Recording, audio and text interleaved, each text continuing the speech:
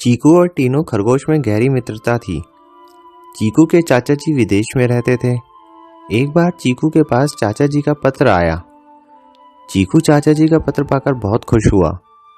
वह दौड़ा दौड़ा टीनू के पास पहुंचा और उसे चाचा जी का पत्र दिखाया। चीकू और टीनू मिलकर पत्र पढ़ने लगे। चीकू के चाचा जी बहुत बड़े जादूगर थे। छुट्टियों में विदेश में उनके कई शो आयोजित थे। चाचा जी ने चीकू को छुट्टियों में अपने पास आने के लिए लिखा था। टीनू बोला, चीकू, चाचा जी ने तुम्हें विदेश में छुट्टियां मनाने बुलाया है तो मौका अच्छा है, तुम्हें ज़रूर वहां जाना चाहिए। चीकू बोला, लेकिन टीनू, मैं तुम्हें वहां बहुत मिस करूंगा। टीनू ने कहा, सिर्फ छुट्टियों की ही तो बात है और विदेश जाकर तुम्हें न जाने कितनी नई बातें सीखने को मिलेंगी। और तुम्हें जादू देखना भी तो पसंद है। मुझे लगता है विदेश जाकर तुम अपनी छुट्टियां अच्छी तरह एंजॉय कर पाओगे। चीकू को जादू के शो देखने में बड़ा आनंद आता था। उसने छुट्टियां चाचा जी के पास बिताने का मन बना लिया। चीकू के चाचा जी ने चीकू के विदेश आने की पूरी व्यवस्था कर दी थी। वह आराम से विदेश उनके पास पहुंच गया। चीकू के चाचा जी चीकू को अपनी जादूगरी वाले हर शो में साथ ले जाया करते थे और चीकू शो पर बड़े मज़े लेता था। छुट्टियां खत्म होने को थी। चीकू वापस अपने शहर आने वाला था। चीकू ने अपने दोस्त टीनू को अपने आने का सारा कार्यक्रम बता दिया था।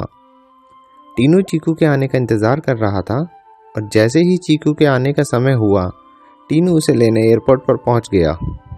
एयरपोर्ट पर टीनू को देखकर चीकू बहुत खुश हुआ। चीकू ने टीनू को गले से लगाया और दोनों बातें करते घर को चल दिए।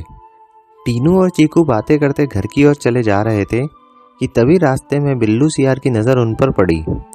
दो मोटे मोटे खरगोशों को देखकर बिल्लू सियार के मुंह में पानी आ गया।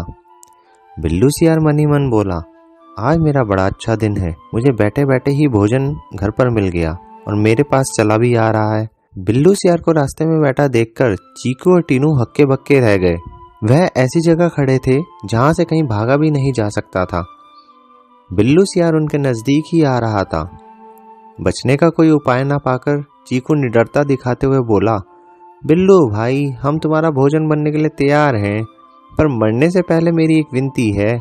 यदि तुम स्वीकार कर लो तो तुम्हारी हमारी हत्या के पाप के भागी नहीं बनोगे और हमारी अंतिम इच्छा भी पूरी हो जाएगी।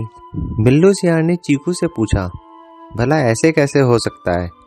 चीकू बोला, बस 2 मिनट यहाँ बैठकर हमें ईश्वर से अपने जीवन की और तुम्हारे पापों से माफ़ी मांगने की प्रार्थना करने की इजाज़त दे दो और फिर तुम आराम से हमें खा सकते हो। बिल्लू सियार भगवान का भक्त था। उसने चीकू की बात मान ली।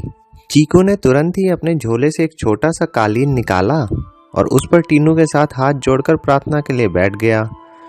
बिल्लू सियार ने देखा चीकू और टीनू कालीन पर बैठते ही कालीन उन्हें लेकर ऊपर उठने लगा था। जब तक बिल्लू कुछ समझ पाता, चीकू और टीनू को लेकर कालीन हवा से बातें करने लगा। बिल्लू सियार अचंभित था। वह चीकू और टीनू को पकड़ने के लिए झपटा पर उन तक पहुंच नहीं सका। चीकू ने कालीन पर उड़ते हुए बिल्लू सियार को टाटा किया और बोला, बिल्लू, अब तुम हमें खाने का पाप नहीं लगेगा और हम भी अच्छा जीवन जी सकेंगे। बिल्लू सियार ठगा सा रह गया। टीनू खरगोश ने चीकू से कहा, गजब यार। चीकू खरगोश बोला, ये सब विदेश से आए इस जादुई कालीन का कमाल है जिसे मेरे चाचा जी ने मुझे गिफ्ट में दिया है। टीनू खरगोश बोला, देखा चीनू, तुम्हारे विदेश जाना कितना कारगर निकला। यहाँ हमारी जान भी बच गई और हमें उड़ने का मजा भी ले लिया।